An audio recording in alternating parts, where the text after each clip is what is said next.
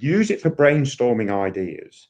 Use it for getting feedback on your resume. Use it for getting feedback on ideas for responding to specific school essay prompts. Then write your essays based off of the ideas, but don't have it just draft your essay. That's just really it's not going to be authentic, right? Schools want to know the authentic you through the admissions process. They've designed these essays to understand the authentic you.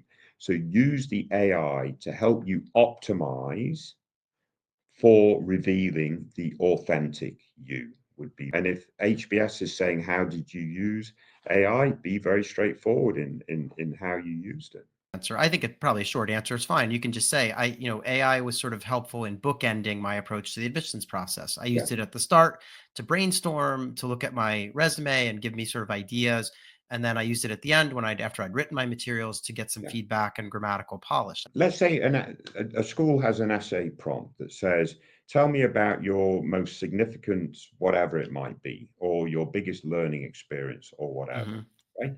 Well, you put your CV or whatever into the AI bot and ask the CV, looking at everything that I've done, how would you what source material would you think is appropriate for this response? And then you develop the response, and then maybe go back to the bot and say, just give me two or three highlights of what's good in this response, and maybe one or two development areas that I need to fix in this response. Actually, Magna is making a really important point here, which is I haven't seen the HBS data form this year, but apparently it says you have to say yes or no. Have you used AI in completing the Yeah, application?